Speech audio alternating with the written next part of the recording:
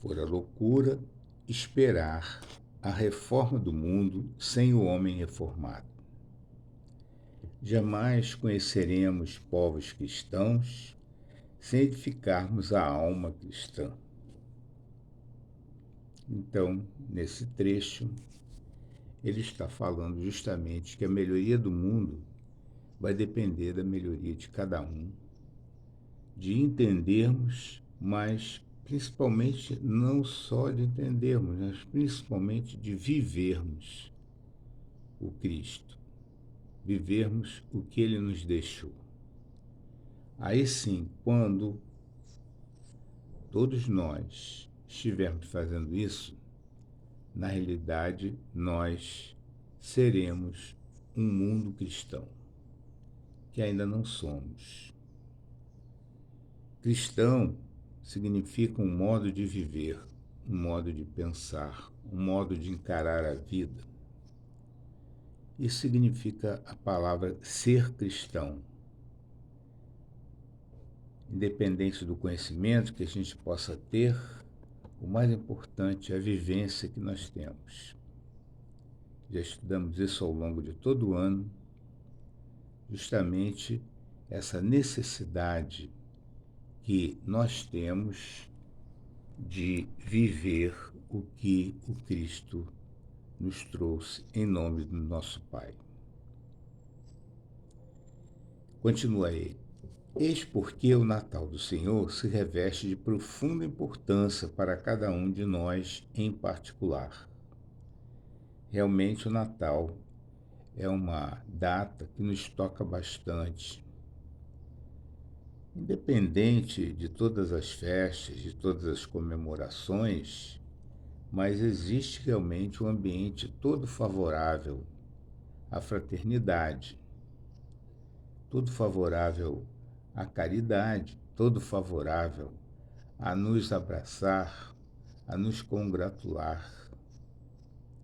E isso faz com que nós, que tentamos nos aproximar do Evangelho de Jesus, também sintamos esta vibração dentro de nós, né?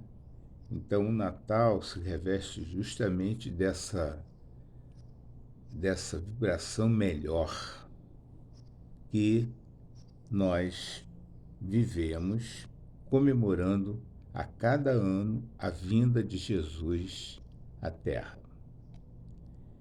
Então, ele também continua numerando o que nós temos conosco, quais as possibilidades que Deus nos concedeu aqui na Terra. Então nós temos oceanos de bênçãos divinas, temos maravilhosos continentes de possibilidades, florestas de sentimentos por educar, desertos de ignorância por corrigir. Então veja, ele está justamente falando em coisas grandiosas. Infelizmente, certas coisas grandiosas nós ainda temos que modificar, como a nossa ignorância, como os nossos sentimentos, né? Aproveitar esses continentes de possibilidades que Deus nos oferece, né? E temos inúmeras tribos do pensamento que nos povoam a infinita extensão do mundo interior. Infinitas tribos significa infinitos ou inumerados matizes de pensamento ou características de pensamento que vão do pensamento mais ignorante ao pensamento mais sábio, que vão do pensamento mais ligado às coisas inferiores ao pensamento mais ligado às coisas do bem. Nós realmente temos isso. Nós ainda temos que nos educar, vencer a ignorância, educar os sentimentos, aproveitar as possibilidades e as bênçãos que nos chegam, para que essa mudança mental se dê. De quando em quando, tempestades renovadoras nos varrem, né? O íntimo, provocando furacões implacáveis que vai atingir os nossos ídolos mentirosos.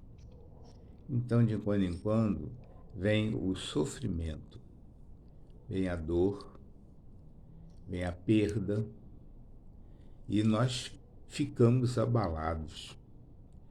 Mas esse abalo está destruindo coisas erradas que estão dentro de nós.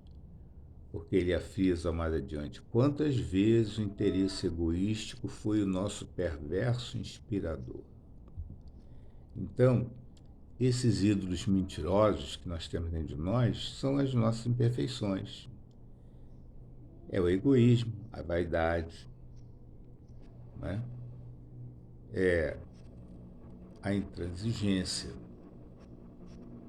é nós vermos o mundo achando que nós sempre estamos certos, né? É olharmos para o nosso irmão ao lado e não termos a compaixão necessária, como nós gostaríamos que tivesse conosco. Foi isso mesmo que Jesus vem nos trazer. Amar ao próximo como a si mesmo. Aquele amor que você necessita receber, porque o amor é uma necessidade para nós também devemos dar. Não é? Examinando a movimentação de nossas ideias próprias, verificamos que todo princípio nobre serviu de precursor do conhecimento inicial do Cristo. Então, à medida que nós vamos conhecendo melhor o Cristo, nós vamos mudando os nossos pensamentos para melhor. Vamos abandonando as nossas querelas, as nossas mágoas e vamos nos estabelecendo em novo nível. E veja, isso é um trabalho interno que cada um tem que fazer consigo mesmo. Não é um trabalho que se impõe de fora para dentro.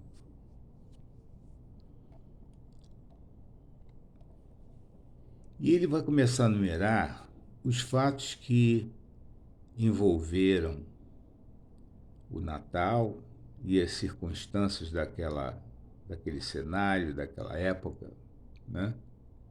Ele começa assim, fazendo uma comparação conosco. Verificou-se a vinda de Jesus numa época de recenseamento. Recenseamento é como se o governo tivesse agora ajustando as suas contas. Ele quer saber quantos são, o que fazem, que impostos pagam, né? Que benefícios poderiam receber, né? Se há progresso do recenseamento anterior para este ou não, não é? E ele compara isso, o recenseamento, naquela época em que José se movimentou para Belém justamente para responder esse recenseamento com a sua esposa grávida, Maria. Ele compara isso conosco. Olha só a comparação que ele faz. Alcançamos a transformação essencial justamente em face de contas espirituais com a nossa própria consciência, seja pela dor ou pela madureza do raciocínio. Então, à medida em que nós vamos vivendo e à medida que nós vamos nos amadurecendo, e em meio a esse amadurecimento também surge os contratempos, também surge o sofrimento, também surge as perdas, também surgem as dissensões. Então, isso tudo que está gravado no nosso perispírito, né? Que está gravado na nossa consciência, na realidade, precisam ser quitados, né? E essa vivência significa quitação. Nós viemos para cá para fazer uma quitação, para arrumar a casa, né? Eu costumo dizer, para limpar nossa pauta, né?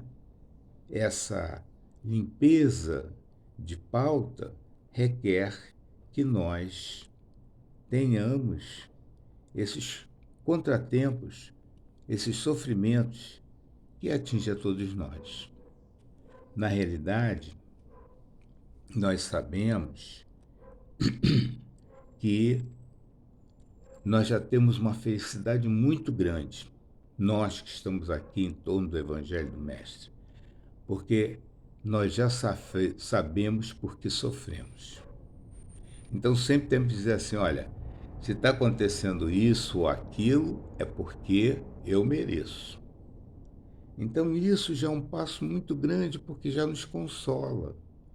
Nós, dentro do sofrimento e dentro da dor, nós sabemos assim, nós estamos avançando, porque nós estamos corrigindo o que nós fizemos de errado no passado, né?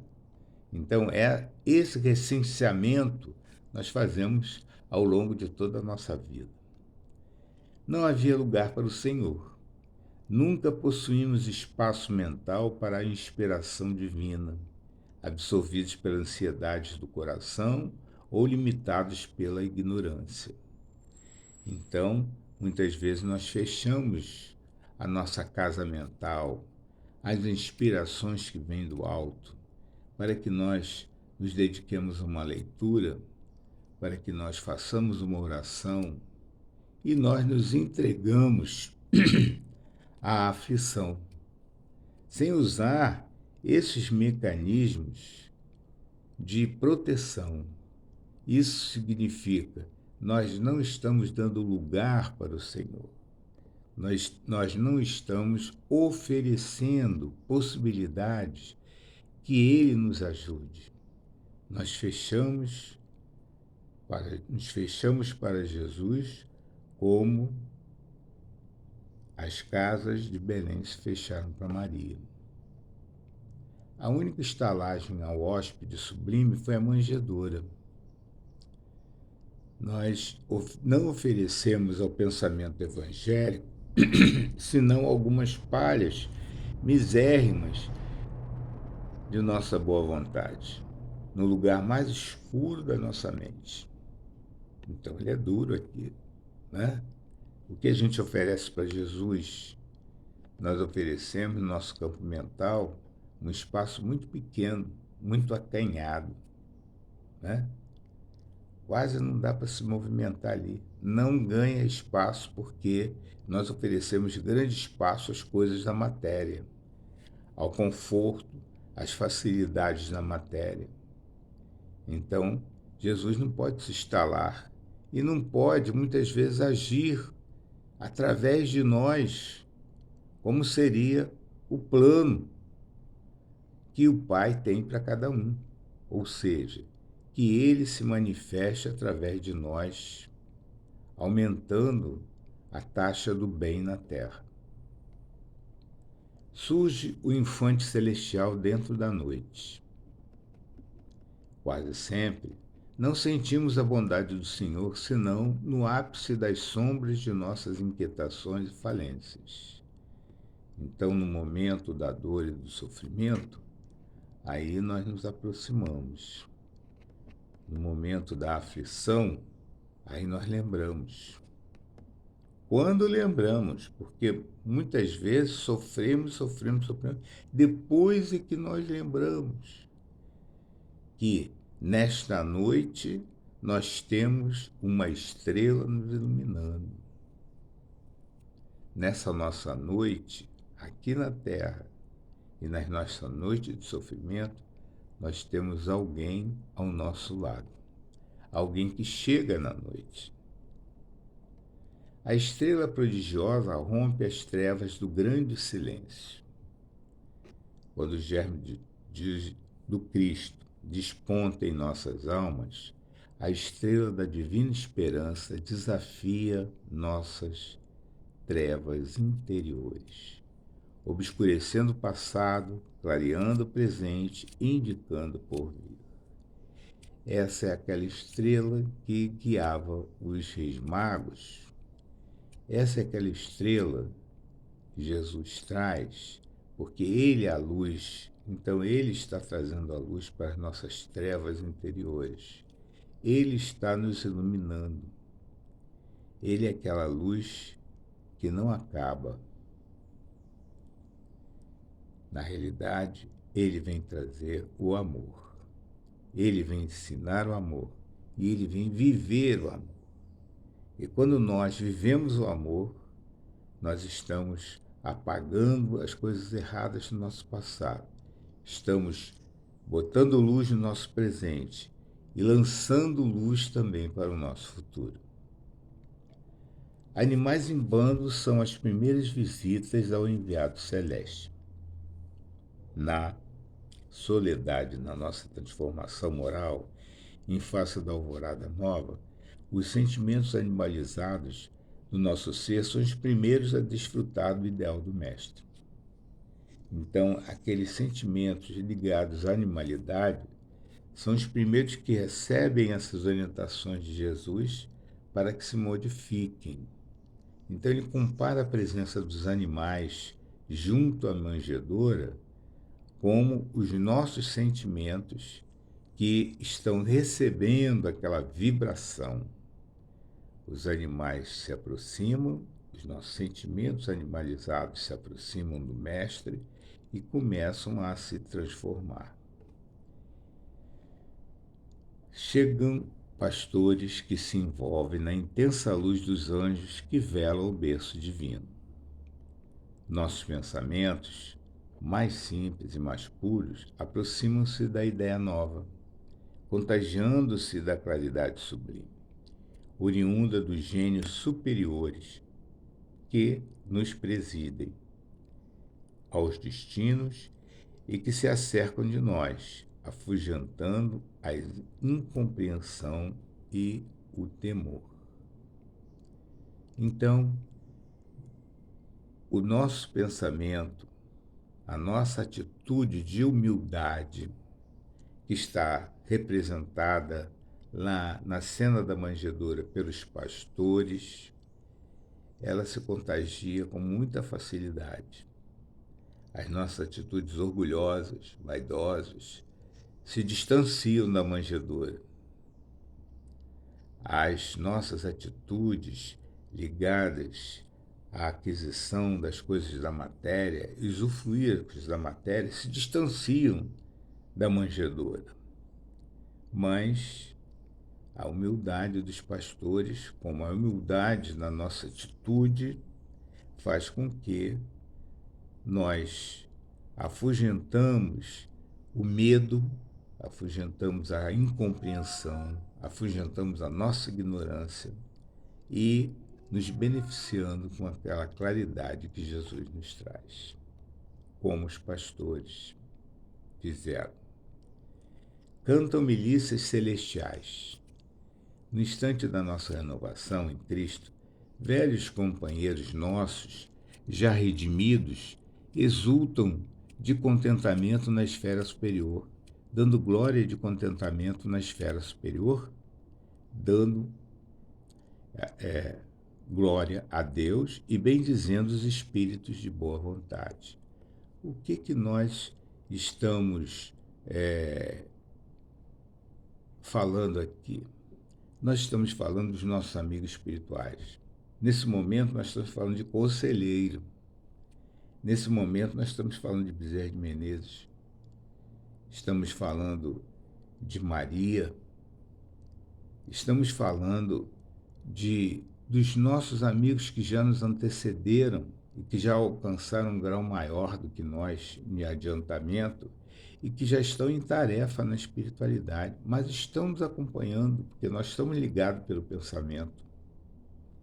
Então eles se alegram, eles se contentam, quanto nós estamos nos vencendo. Então, eles estão dando glória a Deus e bendizendo, né? Porque nós estamos saindo desse estágio para um estágio melhor, né? Então, eles, como ele fala aqui, eles exultam de contentamento. E a música é uma forma de expressar esse contentamento. né? A música é uma forma de alegria, né? E a música celestial, então, é uma forma de alegria e de elevação. Divulga os pastores a notícia maravilhosa. Nossos pensamentos, felicitados pelo impulso criador de Jesus, comunicam-se entre si, organizando-se para a vida nova. Então, dentro de nós começamos a refletir e começamos a divulgar essas orientações que Jesus nos traz, esse impulso criador, né? Surge a visita inesperada dos magos. Sentindo-nos a modificação, o mundo observa-nos de modo especial. Os servos fiéis, como Simeão, expressam grande júbilo, mas revelam apreensões justas, declarando que o menino surgiria para a queda e elevação de muitos em Israel.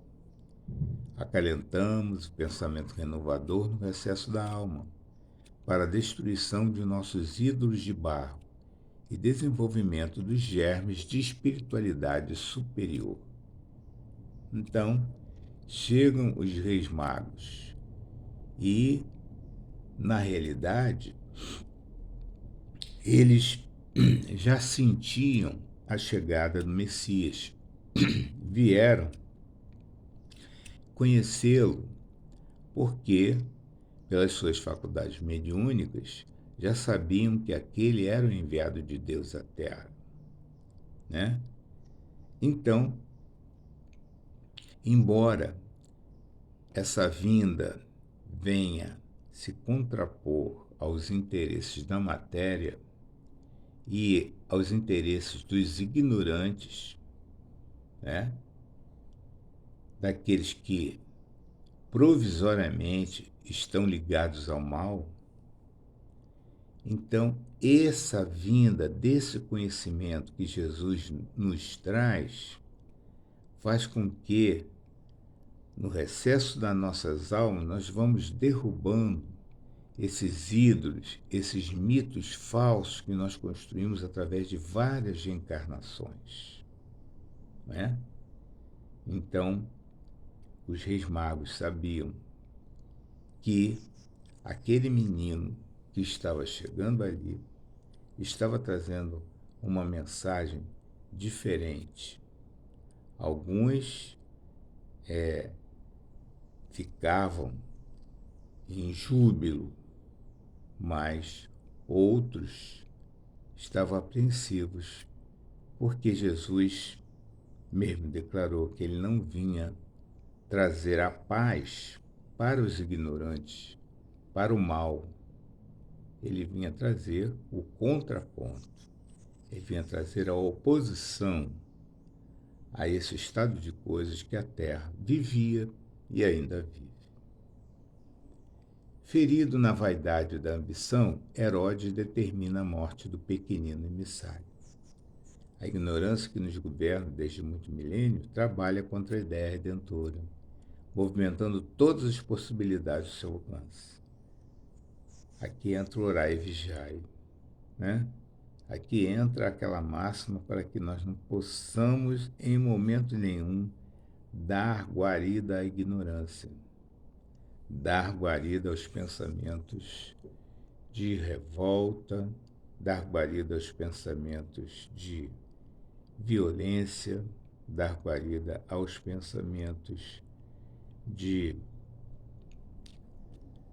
que nos levam a aflições muito maiores do que nós já temos.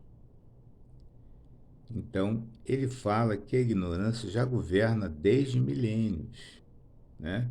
A nossa ignorância já nos governa desde milênios. Então, nós temos que nos mobilizar para lutar contra isso, né? Dentro de nós. Conserva-se Jesus na casa simples de Nazaré. Jesus já nasceu, já voltou para Nazaré, a sua cidade dos seus pais, né? Então, ele comenta assim sobre esse fato. Nunca poderemos fornecer testemunho à humanidade antes de fazê-lo junto aos nossos, levando o espírito do grupo a que Deus nos conduziu.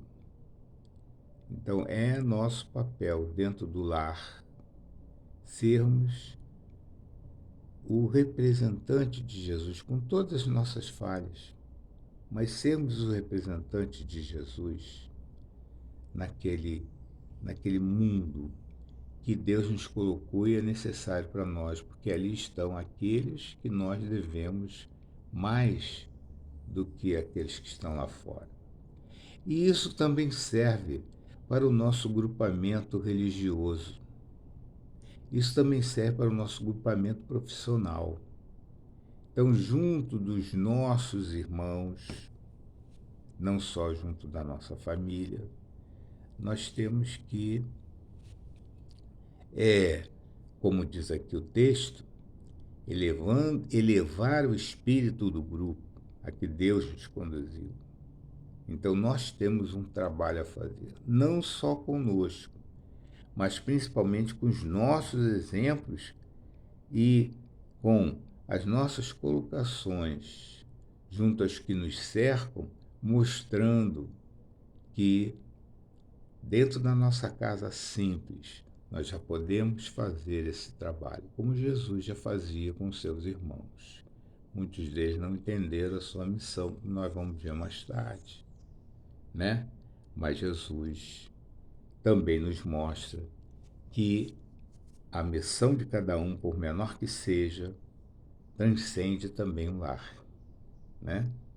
Vai para o nosso ambiente de trabalho, vai para a nossa vizinhança, vai para o nosso templo religioso, né? Quem são os nossos irmãos?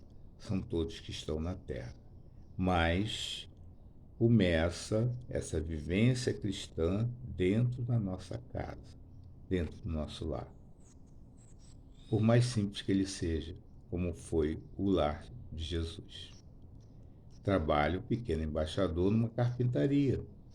Em toda a realização superior não podemos desejar o próprio esforço, porque assim como nós não podemos viver pelo outro, assim também o nosso trabalho tem que ser feito pelas nossas mãos, né? Nós é que temos que construir dentro de nós, através do trabalho, né, as nossas aquisições. Então ele sempre trabalhou, né? E a sua vida não é muito mostrada até os 30 anos, quando ele se apresenta em público, porque ele estava lá sustentando o lar, sustentando a família através do seu trabalho, lá naquela casa humilde de Nazaré. Então a gente não pode, como fala o Espírito aqui, a exemplo de Jesus, desdenhar o esforço próprio, desdenhar o esforço do trabalho, desdenhar o esforço da busca por condições melhores aqui na Terra, inclusive em termos materiais, mas sem dar prioridade disso às coisas do Espírito, né? Mais tarde, o celeste menino surpreende os velhos doutores. O pensamento cristão entra em choque desde cedo com todas as nossas antigas convenções relativas à riqueza, à pobreza, ao prazer, ao sofrimento, à obediência, à mordomia, à filosofia, à instrução, à fé, à ciência. Trava-se então dentro de nosso mundo individual uma grande batalha. Então nós temos que ver de que lado nós estamos dentro do nosso mundo mental quando nós defendemos certas posições aqui na Terra. Trava-se realmente entre o pensamento cristão e as coisas que estão rodando por aí, que o pessoal chama de modernidade, né? Trava-se esse choque. E nós temos que decidir o que nós vamos escolher, não é? A essa altura, o mensageiro fez longa pausa.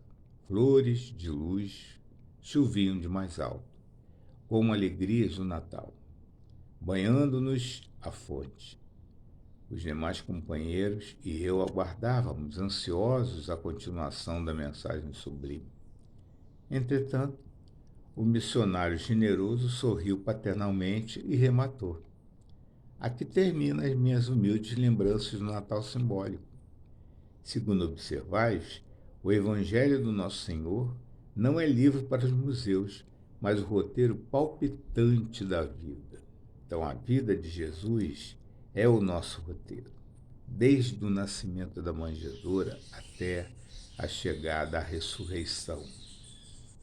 Porque os últimos momentos dele na terra não foi na cruz, foi na ressurreição. Então, essa é a nossa diretriz, essa tem que ser a nossa meta, nos inspirando nele, né? Termina aqui a página do Irmão X. Então, nós colocamos aqui um poema antenatal de Maria Dolores, que depois nós vamos botar no grupo integralmente, que diz um finalzinho assim: ante o Natal de volta às províncias do mundo, na doce comoção que nos invade, transforma-nos, por fim, em parcela bendita da celeste bondade. Ampara-nos, Senhor, até que um dia, além das nossas trilhas inseguras, possamos nós também cantar, na harmonia dos anjos, glória a Deus nas alturas. Maria Dolores. Antes de partirmos para a nossa prece inicial, queria aqui fazer um agradecimento. Ana Maria, obrigado por tudo. Agora, o que pedimos a Jesus é que sinta onde estiver as vibrações desses textos sobre o seu Natal, e nos esforçamos para compreender e para viver. E que o amor que salta da manjedoura e nos embala nesses dias também envolva seu espírito em muita luz e muita paz. Sempre com Jesus. Você sabe, ele já nasceu em você. Parabéns, Ana. Você venceu. Continue a nos auxiliar. Continue a nos incentivar. Continuemos com Jesus. Por aqui eu gostaria de desejar um Natal de muita reflexão no bem, nas aquisições do Espírito. Jesus nasceu e possibilitemos que continue em cada um dos nossos lares, agindo através de nós, que cumpramos os desígnios de Deus hoje e sempre. Vamos orar.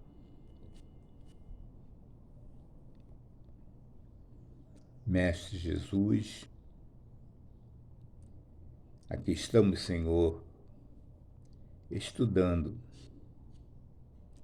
mas pedimos, Mestre, que nós tenhamos a coragem, a vontade e a força necessária de viver o que nós estudamos. Auxilia-nos, Senhor, nas nossas tarefas de reconstrução e de conserto do que fizemos errado no passado.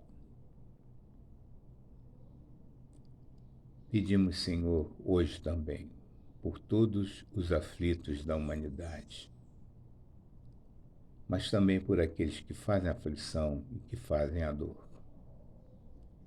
Todos são os seus filhos, Senhor Deus.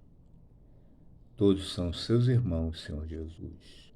Todos são os nossos irmãos e todos, como você nos falou, merecem o nosso amor.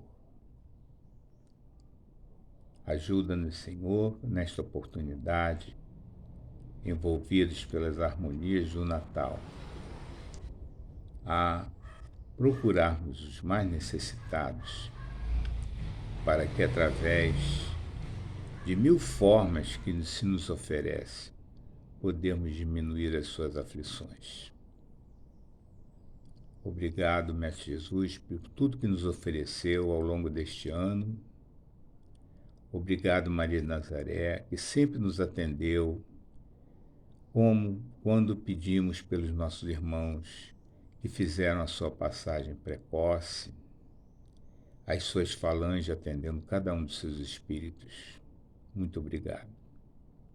Obrigado, conselheiro, e toda a equipe que trabalha junto a nós, junto aos nossos lares, junto aos nossos estudos, para que pudéssemos entender melhor Jesus e viver melhor Jesus. Pai, muito obrigado pelo amor que tu nos oferece, pelas oportunidades. E que nós, Senhor Jesus, possamos nesta oportunidade, sob as bênçãos de nosso Pai amoroso e de nossa Mãe Maria de Nazaré, nos despedirmos na tua paz. Que assim seja.